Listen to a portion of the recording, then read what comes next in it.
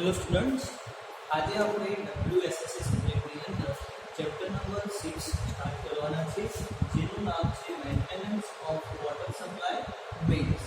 બરાબર, એટલે કે પાણી સપ્લાય માટેની જાળવણી. બરાબર, હવે મેન્ટેનન્સ કેમ કરવું પડ્યું એના માટે આપણને જરૂરિયાતો આપેલી છે. બરાબર, નેસેસિટીની અંદર સૌપ્રથમ વાત કરીશું આપણે નેસેસિટી. તો નેસેસિટીમાં આપણને એમ કહેવામાં આવ્યું છે કે દરેક જગ્યાએ અથવા અલગ અલગ કોમર્શિયલ રેસિડેન્સી અલગ અલગ બિલ્ડિંગની અંદર જ્યારે કનેક્શનનું જોડાણ આપવામાં આવે છે તો તે દરમિયાન ઇન્સ્પેક્શન અથવા તો જોડાણનું ફિટિંગ વ્યવસ્થિત થયું ના હોવાથી અમુક સમય દરમિયાન અથવા તો અમુક સમય પછી એમાં લીકેજ જોવા મળે છે. લીકેજના કારણે તમારું જે કનેક્શનમાં પાણીનું પ્રેશર હોય છે એ ઓછું થઈ જાય છે અને પાણીનો વપરાશ ઘટીને એનો શું થશે, પાણી આપણે વધારે થવા માંડે છે.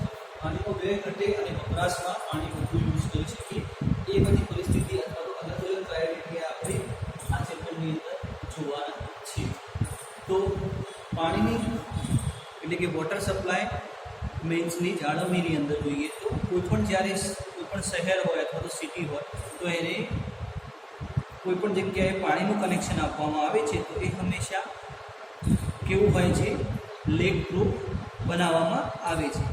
બરાબર, તો તે માટે શું કરવામાં આવે છે, એની માટે સર્વે કરવામાં આવે છે અને અલગ અલગ કનેક્શનમાં લીકેજ છે કે નહીં તે ચેક કરવામાં આવે છે. મેક્સિમમ પાણીનો 50 to 20% લીકની અંદર જ વ્યય થઈ જાય છે. જે પાણી વ્યય થાય છે ક્યાં થાય છે, લીકેજની અંદર થતો હોવા આપણને જોવા મળે છે. પછી વોટર સપ્લાયની અંદર જ્યાં સાંધા હોય છે કનેક્શનમાં, એટલે કે રેસિડેન્શિયલ બિલ્ડિંગ હોય, કોમર્શિયલ, કોઈ પણ જગ્યાએ જ્યાં સાંધા હોય છે ત્યાં મેક્સિમમ આપણને લીકેજ જોવા મળે છે. કોના કારણે કે જે તે વખતે આપણે જ્યારે ફિટિંગ કર્યું હોય એમાં ઇન્સ્પેક્શન વ્યવસ્થિત ના થયું હોય તો એ કારણે. પછી આગળ જોઈએ તો આ જે વ્યય થાય છે પાણીનો, બરાબર, તો એની માટે અમુક ટાઈમે આપણે શું કરવું જોઈએ, એનું રિપેરિંગ કરવું જોઈએ. બરાબર, વોટર વેસ્ટ સર્વે કરવો જોઈએ અથવા તો જે કનેક્શન કરવાવાળા પર્સન છે એને અમુક સમય ટ્રેનિંગ આપવી જોઈએ કે ભાઈ આ રીતે કનેક્શન કરવું જોઈએ જેથી લીકેજ ઓછું થાય, અથવા તો સારા મટીરિયલનો ઉપયોગ કરવો જોઈએ. સ્ટાન્ડર્ડ મટીરિયલનો ઉપયોગ કરવાથી લીકેજ ઓછું થશે. હવે આપણે જોઈશું કે મેથડ ઓફ પ્રિવેન્ટ લીક્સ. બરાબર, એટલે કે લીકેજ અટકાવવાની રીત, જેની અંદર આપણે અલગ અલગ મેથડ્સ જોઈ રહ્યા છીએ. નંબર 1 જોઈશું પ્રોપર ડિઝાઇન. બરાબર, તો પ્રોપર ડિઝાઇનની અંદર પાણી વિસ્તારની લેઆઉટની ડિઝાઇન એવી રીતે હોવી જોઈએ કે મેન લાઇનમાંથી જ્યારે કનેક્શન લેવામાં આવે ત્યારે જેટલો આપણે મર્યાદિત વિસ્તાર હોય એ પ્રમાણેનું કેલ્ક્યુલેશન કરીને જ કનેક્શન લેવામાં આવે, જેથી શું થશે, લીકેજ ઓછું કરી શકાશે. કેમ કે ઘણી વખત આપણે શું કરીએ છીએ કે વપરાશ ઓછો હોય પણ કનેક્શન આપણે વધારે લઈ લેતા હોય છે, એટલે એ કારણે કનેક્શનની અંદર શું થશે, લીકેજ જોવા મળશે. ટૂંકમાં મર્યાદિત વિસ્તાર માટે જ આપણે કનેક્શન લેવું જોઈએ અને આપણો જે વિસ્તાર કવર થઈ જાય એ પ્રમાણે ટેસ્ટિંગ કરીને આપણે કનેક્શન લેવું જોઈએ. સેકન્ડ નંબર આવશે આપણું ક્વોલિટી ફિટિંગ. એટલે કનેક્શનમાં જ્યારે ફિટિંગ કરવામાં આવે છે તો એ વખતે શું કરવામાં આવે છે કે ડિસ્ટ્રીબ્યુશન સિસ્ટમમાં વપરાતી વિવિધ સ્ટાન્ડર્ડ પાઇપનો ઉપયોગ કરવો જોઈએ. ક્વોલિટી એટલે કે સ્ટાન્ડર્ડાઇઝ, કેમ કે એક લોકલ આવે છે અને એક સ્ટાન્ડર્ડ, બે વસ્તુ આપણને જોવા મળતી હોય છે પણ આપણને કદાચ કોસ્ટમાં સરળતા પડતી હોય છે તો એ વખતે શું કરીએ છીએ કે લોકલ આપણે મટીરિયલ યુઝ કરીશું તો અમુક સમય પછી આપણને લીકેજ જોવા મળશે. તો બેટર છે કે આપણે સ્ટાન્ડર્ડ જે આપણા મટીરિયલ આવે છે એનો ઉપયોગ કરીએ. પછી આવશે સિસ્ટમેટિક ઇન્સ્પેક્શન, એટલે કે જો કોઈ જગ્યાએ આપણને લીકેજ જોવા મળ્યું હોય અથવા તો આની અંદર ગવર્મેન્ટ દ્વારા ઇન્સ્પેક્શન કરવામાં આવે છે અને જે તે જગ્યાએ આપણને લીકેજ જોવા મળે છે તો એ વખતે આ વર્ક જે હોય એ કોના દ્વારા થયું હતું, કાં તો કયા કારણોસર લીકેજ થયું એની બરોબર કાર્યવાહી કરવામાં આવે છે અને જે પણ પર્સન દ્વારા ભૂલ થઈ હોય તો એ દંડના પાત્રે ગણાય છે. બરાબર, પછી આવશે પ્રોપર રિપેરિંગ. તો પ્રોપર રિપેરિંગની અંદર વોટર મેઇન્સ અને દરેક બ્રાન્ચ તેમજ દરેક કનેક્શનમાં ઇન્સ્પેક્શન કર્યા બાદ તાત્કાલિક રિપેરિંગ કરી લેવું જોઈએ, જેથી જે સપ્લાય સર્વિસ છે એમાં પાણી જળવાઈ રહે અને લીકેજનું આપણે પ્રમાણ ઘટાડી શકીએ, બરાબર. પ્રોપર રિપેરિંગની અંદર કે તાત્કાલિક આપણું જે રિપેરિંગ થવું જોઈએ, પાણીનો વ્યય થાય છે એને તાત્કાલિક આપણે ઓછો કરવો જોઈએ. પછી આપ્યું છે કે licence plumbers only do work, એટલે કે લાયસન્સ ધરાવતા પ્લમ્બર જોડે જ કામ કરાવવું જોઈએ. એટલે કે વોટર ડિસ્ટ્રીબ્યુશન સિસ્ટમને લગતા તમામ પ્રકારના કામ માટે પ્રાપ્ત લાયસન્સ ધરાવતા પ્લમ્બરને જ આપણે સંપર્ક કરવો જોઈએ, કે કેમ કે એની પાછળ એની જોડે અનુભવ હશે અને નિષ્ણાંત કારીગર પણ હશે, જે કામની દેખરેખ સારી રીતે રાખી શકશે અને કોઈ પણ જગ્યાએ આપણને લીકેજના પ્રોબ્લેમ નહીં થાય અથવા તો ઓછા થશે ભવિષ્યની અંદર, એનું ધ્યાન રાખીને એ કામ કરશે. પછી આવશે એડોપ્ટિંગ એપ્રોપ્રિએટ ડિસ્ટ્રીબ્યુશન સિસ્ટમ, એટલે કે યોગ્ય પ્રકારની વિતરણ પદ્ધતિ. તો યોગ્ય પ્રકારની પદ્ધતિ વિતરણની અંદર આપણને કીધું છે કે શહેર કે જે તે વિસ્તારમાં આપણે આયોજન અથવા તો વિકાસ પદ્ધતિને ધ્યાનમાં લઈને યોગ્ય પ્રકારની ડિસ્ટ્રીબ્યુશન સિસ્ટમ અપનાવવી જોઈએ, બરાબર. શક્ય હોય ત્યારે ઇન્ટરમીડિયેટ સિસ્ટમમાં પાણીનો વ્યય ઓછામાં ઓછો થાય છે. ક્લિયર. પછી આવશે પ્રોપરગેન્ડા અથવા તો training to the people or training for appropriate use for water, બરાબર. એટલે કે પ્રચાર અને તાલીમ જે આપણે મેઇન વસ્તુ છે આની અંદર. તો પાણીનો યોગ્ય અને કરકસર ઉપયોગ કરવો જોઈએ, એ માટે પબ્લિકને આપણે શું કરવી પડશે, લોકમાનસ કરવું પડશે, એટલે કે સરકારથી અથવા તો ભાવના ઉત્પન્ન કરવી પડશે કે જેથી લોકો શું કરશે, પાણીનો વ્યય ઘટાડી અને પાણીની યોગ્ય રીતે ઉપયોગ કરશે. કેમ કે ઘણી વખતે પાણીનો વ્યય વધારે જોવા મળે છે કનેક્શન સિવાય, બરાબર.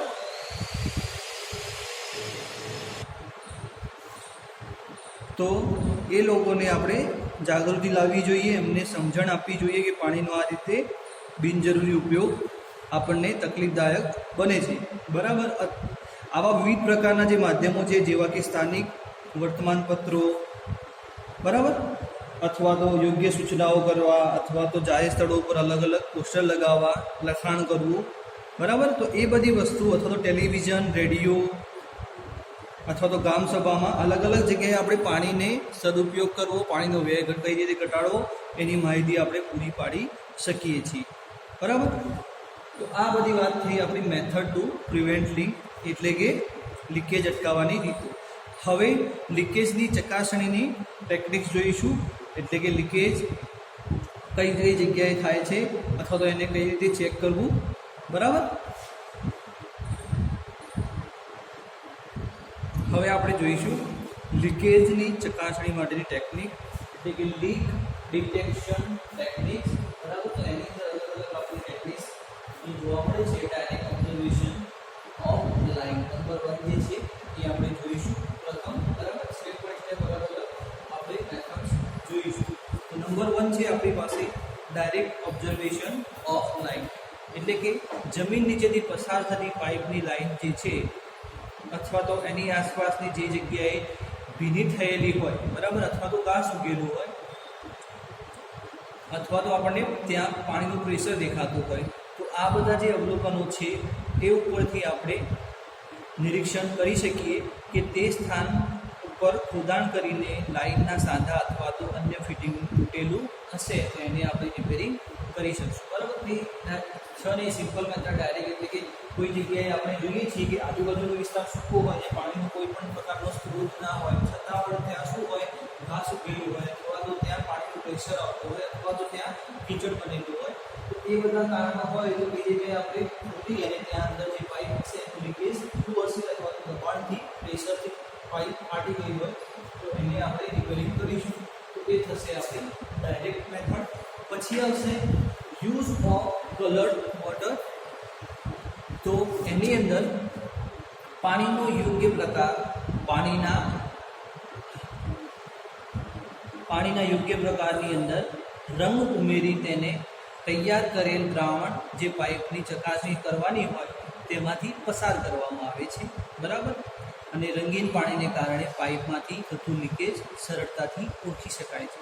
જે રીતે કે પાઇપની અંદર કોઈ જગ્યાએ લીકેજ થતું હોય તો એની અંદર રંગીન દ્રાવણ અથવા તો રંગીન પાણી નાખવામાં આવે છે, બરાબર. અને જે જગ્યાએ લીકેજ થતું હશે તો એ જગ્યાએથી જે રંગવાળું અથવા તો આપણે કહીએ તો કલરવાળું પાણી હશે એ બહાર આવશે, એટલે આપણને ખબર પડી જશે કે આ જગ્યાએ લીકેજ છે, બરાબર. પછી આવશે use of sounding road. Sounding રોડની અંદર આપણે થોડું ધ્યાન આપીશું, કેમ કે આ મેથડ થોડી અલગ છે. તો સાઉન્ડિંગ રોડ એટલે કે ધાતુનો બનેલો એક સળિયો હોય છે, જેમાંથી ધ્વનિ સરળતાથી પાસ થઈ શકે છે. તો આ પ્રકારના રોડનો ઉપયોગ પાઇપના લીકેજ ચકાસણી માટે થાય છે. જે જગ્યાએ ચકાસણી કરવાની હોય તે સાઉન્ડિંગ રોડ પાઇપને શું કરવામાં આવે છે, સ્પર્શક તરીકે એક બિંદુ આગળ રાખવામાં આવે છે અને ઉપરના છેડે કાન સાથે ટચ કરીને રાખવામાં આવે છે. લીકેજ હોય તો તે સ્થળે આપણને અવાજ એટલે કે નોઇઝ સંભળાશે. આ અવાજને મોટા કરવા માટે આપણે એક્વાફોનનો ઉપયોગ કરી શકીએ છીએ, બરાબર. તો આ રીતે આપણને લગભગ 10,000 ગણો મોટો અવાજ સંભળાઈ શકે છે અને આ સાઉન્ડિંગ પરથી આપણે લીકેજ કઈ જગ્યાએ છે એ શોધી શકીશું, બરાબર. તો આની અંદર એક સળિયો હશે આ રીતનો, બરાબર. સળિયાને શું કરવામાં આવે છે, પાઇપના સંપર્કમાં આપણે ટચ કરાવીશું, પછી એક છેડાને પાઇપની સાથે સંપર્કમાં લઈશું, બીજો છેડો આપણે કાને રાખીશું અને એક્વાફોન અથવા તો સોનોસ્કોપ વડે અલગ અલગ ઇક્વિપમેન્ટ વડે આપણે શું કરીશું, એનો જે અવાજ હશે ધીમો એને આપણે 10,000 ગણો આપણે વધારી અને ફાઇન્ડ કરી શકીએ છીએ કે કઈ જગ્યાએ લીકેજ છે. પછી કોમ્પ્રેસ્ડ એર ટેસ્ટ એટલે કે પાઇપલાઇનમાં ઊંચા દબાણ સાથે હવા દાખલ કરવાથી, બરાબર, જે સ્થળે લીકેજ હશે ત્યાંથી શું થશે, હવા બહાર આવશે અથવા તો પરપોટા અથવા તો બબલ જોવા મળશે. તો એને આપણે શું કહી શકીએ, આ મેથડને કોમ્પ્રેસ્ડ એર ટેસ્ટ. એટલે કે જે ટાયર હોય છે આપણા વ્હીલના, એને જ્યારે પંચર કરીએ છીએ, પંચર થાય છે પછી એને રિપેર કરીએ છીએ, તો એમાં શું કરવામાં આવે છે, એર એડ કરવામાં આવે છે અને પાણીમાં ડૂબવવામાં આવે છે. તો જે જગ્યાએથી એર અથવા તો બબલ જોવા મળશે આપણને એ જગ્યાએ લીકેજ હશે, બરાબર. સિમ્પલ જ મેથડ છે. પછી છે હાઇડ્રોલિક ગ્રેડિયન્ટ લાઇન. તો લીકેજનું ચોક્કસ સ્થાન મેળવવા માટે આ પદ્ધતિ ઉપયોગ છે, બરાબર. આપણને પ્રોપર લોકેશન મળશે. આ રીતમાં કાળજીપૂર્વક અવલોકનો લીધા બાદ ખૂબ જ એક્યુરેસી સાથે હાઇડ્રોલિક ગ્રેડિયન્ટ લાઇનનો ગ્રાફ તૈયાર કરવામાં આવે છે, જે સ્થળે HGLના ઢાળમાં અચાનક બદલાવ થતો હોય, બરાબર, તો એ પોઈન્ટને આપણે લીકેજ પોઈન્ટ તરીકે દર્શાવી શકીશું, બરાબર. આ એક સારી મેથડ છે કે ગ્રાફ તૈયાર કરવામાં આવે છે ને પ્રોપર સ્લોપ હોય છે. કોઈ પણ કનેક્શન હોય ત્યારે પાણીનું તો એને આ રીતે પ્રોપર સ્લોપ હોય છે. એ સ્લોપમાં આપણને જ્યારે ગ્રેડિયન્ટ બદલાતો જોવા મળે કે આ રીતે ગ્રેડિયન્ટ છે, બરાબર, અચાનક એનો ગ્રેડિયન્ટ આમ થઈ ગયો, આ જે પોર્શન છે એ જગ્યાએ આપણે લીકેજ હશે. આ મેથડથી આપણે આ રીતે ફાઇન્ડ કરી શકીએ છીએ હાઇડ્રોલિક ગ્રેડિયન્ટ લાઇન મેથડ વડે. પછી આવશે કે વોટર મીટર. વોટર મીટર આપણે જાણીએ છીએ મોસ્ટ ઓફલી દરેકના ઘરે હોય છે કે જેટલું આપણું પાણીનો ઉપયોગ હશે એ પ્રમાણે ત્યાં મીટર લગાવેલું હશે, બરાબર. તો વોટર મીટરની વાત કરીએ તો લીકેજ કનેક્શન માટે સામાન્ય રીતે આપણે વોટર મીટરનો ઉપયોગ કરતા હોઈએ છીએ, બરાબર. કેમ કે સામેથી આપણને કેટલું પાણી મળે છે અને આપણે આઉટપુટ કેટલું લઈએ છીએ, ઇનલેટ અને આઉટલેટનો આપણને ફરક એમાં જોવા મળશે. તો એ વસ્તુ આપણે શું કરવાની થશે કે વોટર મીટર જે છે એ આપણને સારી રીતે ઉપયોગમાં લઈ શકાય છે. બુકની અંદર આપણે એક ફિગર બતાવેલી છે, બરાબર. એક્ઝામની અંદર જઈ દોરો તો પણ ચાલશે. કે ખાસ નથી કે એમાં એક વસ્તુ બતાવી છે કે જ્યારે ઇનલેટ હોય અને આ રીતે પેટર્ન બતાવેલી છે, બરાબર. અહીંયા મીટર બતાવેલું છે, અહીંયા આઉટલેટ. તો જ્યારે તમારું પાણી અહીંથી 100 ml એડ કરો છો તો સામે તમને 100 ml અથવા તો થોડું ઘણું ફરક હોય, કેમ કે અમુક પાણી આપણી સપાટીની સાથે સંપર્કમાં રહેતું હોય એટલે થોડું પાણી અંદર ઘટાડો જોવા મળશે. પરંતુ 100 ml થી વધારે એટલે કે 80 ml તમને આઉટપુટ મળતું હોય તો સમજવા માટે છે, બરાબર. આ ખાલી મોસ્ટ ઓફલી આપણે મીટર બાદ પાણી હોય છે, પણ સમજવા માટે ઓછી માત્રામાં સમજીએ છીએ. તો જ્યારે ઓછું આઉટપુટ આપણને મળતું હોય તો સમજી લો કે પાણીનું કોઈ જગ્યાએ લીકેજ થઈ રહ્યું છે. પછી આવશે ફિલિંગ ધ પાઇપલાઇન, બરાબર. પાઇપલાઇનની ભરવાની રીત એટલે કે આ એક કેવી છે, મેથેમેટિક મેથડ છે. આમાં જે કનેક્શનમાં લીકેજ આપણને ડિટેક્ટ થાય છે ત્યાંથી એક ચોક્કસ લંબાઈની પાઇપના માપ ઉપરથી આ પાઇપને સંપૂર્ણ ભરવામાં આવે છે જરૂરી જથ્થા પ્રમાણે, બરાબર. અને પાણી જરૂરી પાણી જથ્થો સાથે ભણી એની અંદર એડ કરી અને પછી પાણીની કેલ્ક્યુલેશન કરવામાં આવે છે. પાઇપને પાણીથી ભરી દેવા પછી પાણીના જથ્થા ઉપર આવતું પ્રેશર એટલે કે એકચ્યુઅલ કેલ્ક્યુલેશન કેટલું થશે એ આપણે ગણી શકીએ છીએ કે આપણે જેટલા લીટર પાણી એડ કર્યું હોય એટલું લીટર આપણને મળે છે કે નહીં, અથવા તો આ પાઇપની અંદર કેટલું પાણી ડિસ્ચાર્જ થઈ શકે છે. તો આ જે આપણે મેથડ જોઈએ પાણીનું લીકેજ ડિટેક્ટ કરવાની અથવા તો વ્યય ઘટાડવાની છે, પરંતુ ગેરકાયદેસર જોડાણ દૂર કરવા માટે જે ટીમની મદદથી આપણે પાઇપલાઇન ચકાસણી કરીએ છીએ, બરાબર, તો એમાં આ મેથડ જે છે એ ગેરકાયદેસર જોડાણ શોધી કાઢવા માટે પણ ઉપયોગી આવતી હોય છે. તો અને એની સામે આપણે કાનૂની દંડાત્મક પગલાં પણ લઈ શકીએ છીએ, બરાબર. તો આ અલગ અલગ મેથડ દ્વારા આપણને એ સમજવા મળે છે કે કોઈ જગ્યાએ લીકેજ હોય અથવા તો પાણી લીક થતું હોય, કનેક્શનમાં જોડાણમાં તકલીફ હોય, તો અલગ અલગ પ્રકારે આપણે જોઈ શકીએ છીએ, બરાબર. હવે આપણે આગળ વાત કરીશું કે measure for conservation of water એટલે કે જલ સંરક્ષણ ઉપાય, બરાબર. તો હવે આને આપણે જોયા. સૌપ્રથમ શું જોયું આપણે કે એની જરૂરિયાત જોઈ, પછી લીકેજ અટકાવવાની રીતો જોઈ, પછી આ જે છે એ છે આપણે લીકેજની ચકાસણી કઈ રીતે કરીશું, અને હવે આવશે એના ઉપાયો.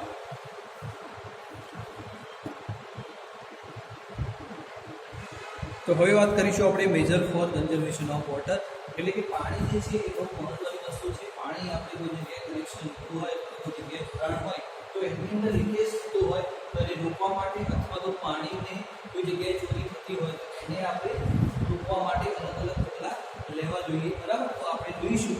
તો એની અંદર નંબર 1 છે કે પાણીની જે પદ્ધતિ છે પાણી સપ્લાયની, એમાં મીટરનો ઉપયોગ સૌથી વધારે અસરકારક બની રહ્યો છે, બરાબર. મીટર દ્વારા અપાતા પાણીને લીધે આપણે જે પણ પાણી વપરાશ યુઝર છે એ પાણીનો ઉપયોગ બને ત્યાં સુધી ઓછામાં ઓછો જ કરવાનો છે, કેમ કે જેટલો વધારે યુઝ થશે પાણીનો એટલો એનો ચાર્જ વધારે લાગશે, બરાબર. પછી સેકન્ડ છે કે દરેક ઘરના કનેક્શનનું જે જોડાણ છે, બરાબર, તો એમાં વારંવાર ઇન્સ્પેક્શન કરવામાં આવે છે, બરાબર. એનું મેન્ટેનન્સ કરવામાં આવે છે, રિપેરિંગ કરવામાં આવે છે, જેથી એની અંદર જો પાણીનો વ્યય થતો હોય, બરાબર, તો આપણને સરળતાથી ખબર પડી જશે કે ભાઈ આખી બિલ્ડિંગની અંદર કયા મકાનની અથવા તો કયા ફ્લોરમાં આપણને કનેક્શનમાં પાણીના વ્યય જોવા મળે છે, તો સરળતાથી આપણે ફાઇન્ડ કરી શકીશું. પછી આવશે વોટર ડિસ્ટ્રીબ્યુશન સિસ્ટમની અંદર વોટર મેન્સ તેમજ શાખા અથવા તો ઉપશાખા દરેક ફિટિંગ સાથે ફિક્સરનું ઇન્સ્પેક્શન કરી અને જે જગ્યાએ ખામી જણાય ત્યાં જરૂરી દાખલા તરીકે રિપેરિંગ કરવું જોઈએ. એટલે કે પાણીનું કનેક્શન જે હોય છે એની અંદર શું છે કે દરેક વખતે આપણને અલગ અલગ સાઇઝની પાઇપ જોવા મળે છે. જે રીતે માનીએ કે મેઇન પાઇપ હોય એની સાઇઝ ડાયામીટર વધારે હોય, પછી એનાથી સબમેન, બરાબર, એટલે ધીમે ધીમે પાઇપનો ડાયામીટર ઘટશે અને આપણે એમાંથી આપણે જોડાણ લેતા હોઈએ છીએ. દરેક વખતે જો જે જગ્યાએ જોડાણ કરવામાં આવે છે ત્યાં હંમેશા ચેક કરવું કે જોડાણમાં કોઈ જગ્યાએ લીકેજ છે કે નહીં, બરાબર. જો હોય તો તાત્કાલિક એને રિપેરિંગ કરવું જરૂરી છે. પછી આવશે વોટર સપ્લાય અને ડિસ્ટ્રીબ્યુશન સિસ્ટમ સાથે જોડાયેલા કામો ઉપર નિષ્ણાતો અને એન્જિનિયર સુપરવાઇઝરની પણ દેખરેખ.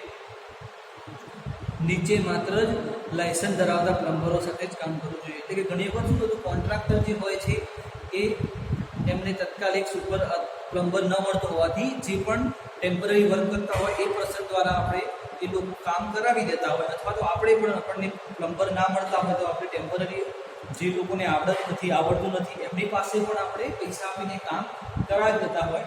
તો એના કારણે પણ આપણને શું થશે કે કનેક્શનની અંદર લીકેજ જોવા મળશે, બરાબર.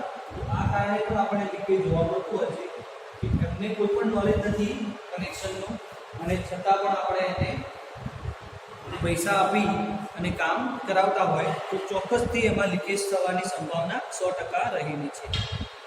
પછી આવશે કે પાણી લોકમાનસ ઉપર પાણી અને તેની જાળવણીનું મહત્ત્વ ઊભું થાય તેવા પ્રચાર અને વાતાવરણ ઊભું કરવું જોઈએ. તેમાં જરૂરી આપણે એના માટે પોસ્ટર બેનર બનાવવા જોઈએ. જે મેં તમને પહેલાં પણ કીધું કે લોકોની અંદર જાગૃતિ લાવવી જોઈશે, કેમ કે પાણીનો જે ઉપયોગ છે દિવસે દિવસે વધતો જાય છે. જે રીતે પોપ્યુલેશન વધે છે એમની સામે પાણીનો ઉપયોગ પણ વધે છે, અને સાથે સાથે જે વોટર ટેબલ મેં આના તમને પહેલાં પણ કીધું કે દિવસે દિવસે પાણીના સ્તર જે છે એ નીચે ઉતરતા જાય છે.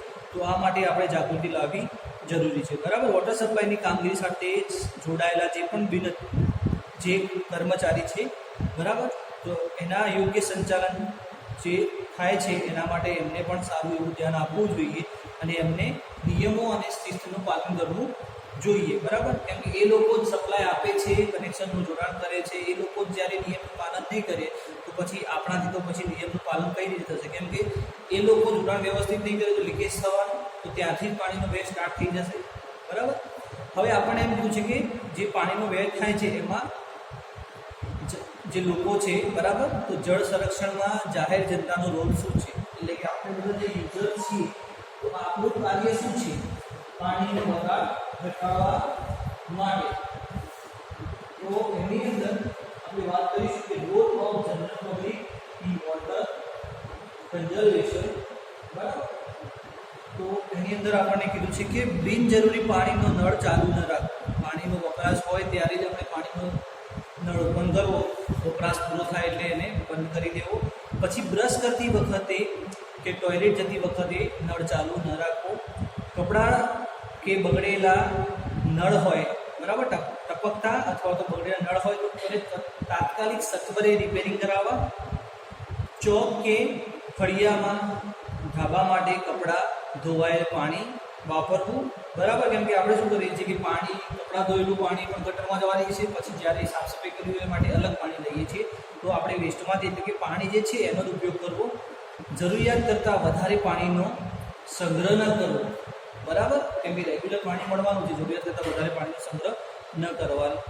પછી ટોયલેટમાં ઓટોમેટિક ફ્લશિંગ સિસ્ટમ બેસાડવી. એટલે એમાં શું છે, ઓટોમેટિકની અંદર આપણને રિક્વાયરમેન્ટ છે એ પ્રમાણે પાણી સ્ટેપ બાય સ્ટેપ જતું હોય છે, તો વધારે પાણીનો ઉપયોગ નહીં થાય. અને પાણીની અગત્યતા વિશે લોકોને જાગૃતિ આપવી. બરાબર. તો આ ચેપ્ટર ભણ્યા પછી તમને ઘણું બધું શીખવા મળ્યું હશે. બરાબર.